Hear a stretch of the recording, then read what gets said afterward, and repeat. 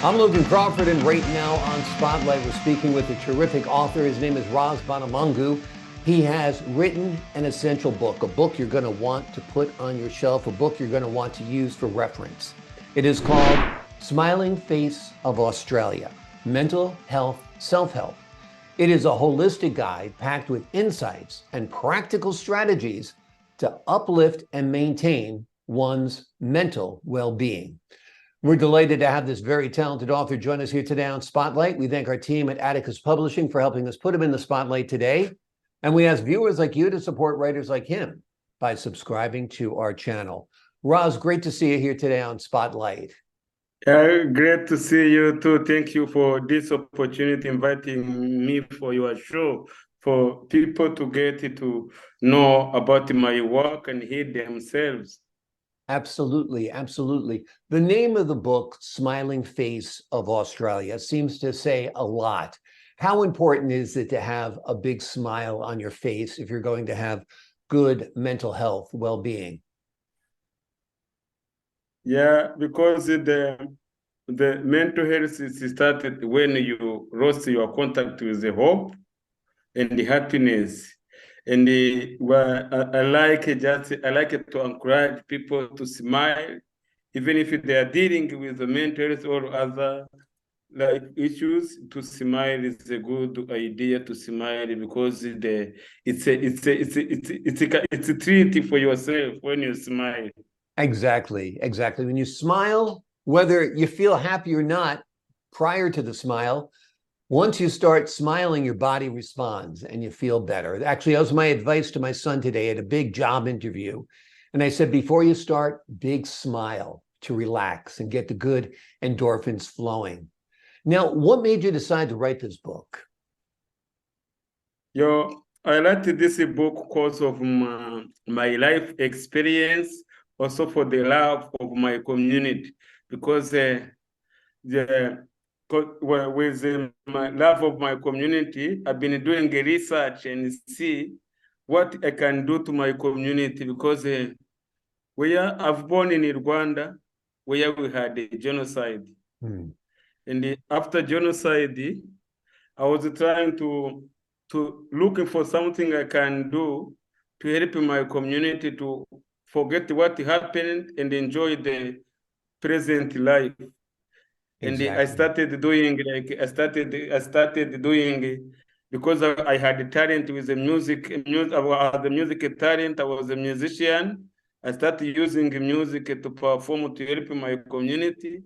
Yeah, then in that doing music, I ended up being open because I've been meeting people and see how the music work.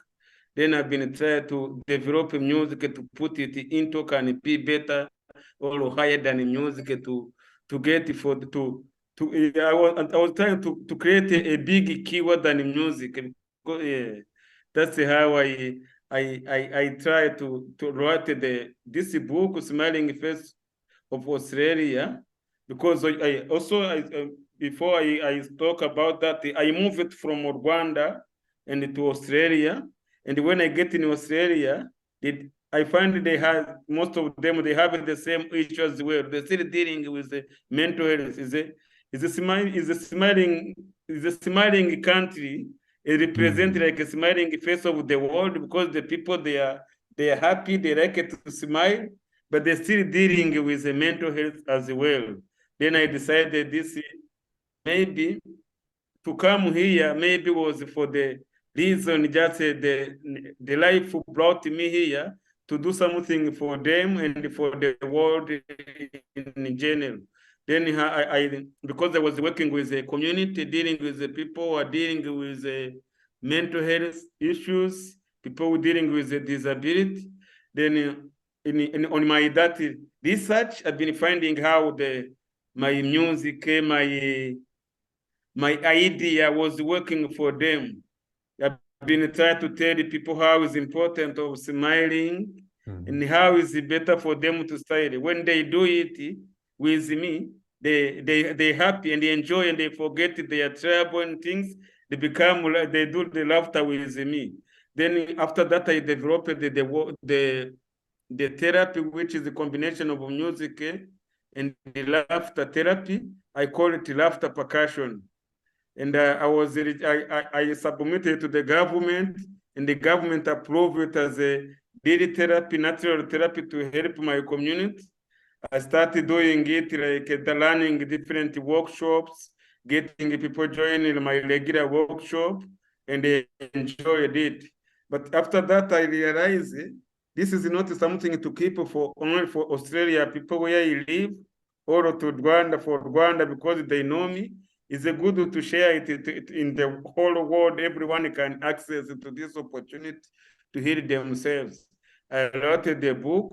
With this book, I put all information, tips and advice how they can cope with their mental health by keeping their contact with hope and happiness, and which is a combination of chapters in this book. Yeah. There's 45 chapters in the book, which is very, very impressive. And each one addresses a different aspect of mental health. It must have been difficult to decide on which areas to cover. Which areas do you think are the most important, the most crucial? Yeah, what I see, this whole area, they are most because when the mental health, it's you need the collaboration of idea, just putting idea together. Every area is very, very important for the people, because with this book I talked about I talked about everything, even what you can eat for your mental health, how you can rest, what you can do, exercise you can do. I talked about everything, which is what we need in every day. Absolutely. Life. Absolutely.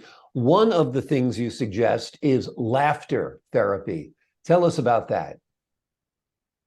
Yeah, laughter therapy is because I like laughter therapy because as well as laughter is a universal language, and this is the language everyone can speak. Before they start to learn how to speak other language, they can laugh. That is a laughter and crying. That is the language the people start doing it for the first time before they learn any other language. And the laughter is not is something you get it from you. You not get it from anywhere. And also, laughter is contagious. Mm-hmm. When you laugh, other people who sing you, they will laugh. It means it's a very basic tools you can offer to the community, and they will not cost you much. Things like how as a therapy, you need something, you need some tools, you need some materials to do it, but laughter is something you own. It's just to pull out your emotion and heal people in direct. Exactly. And they say laughter is the best medicine. I absolutely believe that's true. Let's say somebody's going through something right now, feeling kind of overwhelmed in their life. What first step would you say is important for people to take control? Yeah, it is what I'm telling you. Normally, when you do the research, the people get well when they are happy. It doesn't matter how situation you are in, even if you are sick. For example, I will give you an example. If you are in the hospital and the doctor, you try to, for example, waiting for medication. Yeah, maybe they can't find your medication. Then doctor come to you and say, don't worry, there's some airplane is coming, bring medication, or someone is gonna get medication for you tomorrow. Before you can get better before that medication come to you, because you have the hope. Because you already know that medication is coming, then you are happy. That happiness is a keyword. It means they give you the happiness before you get that medication. That medication may come and find you are better, you are happy as well. But if doctor come and say, sorry to tell you about this, we can't find any medication for you. Nothing we can do. You can die directly when you are going to survive for a long time, but when someone says there is nothing they are waiting for you, imagine what can happen. It means We need something to encourage us, to tell us there is a hope. There is something, there is some good future.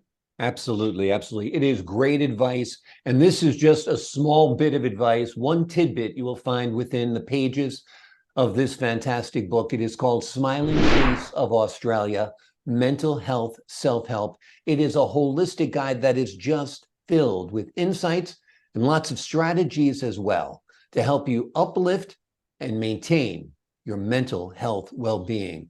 Ras, thanks so much for joining us here today on Spotlight.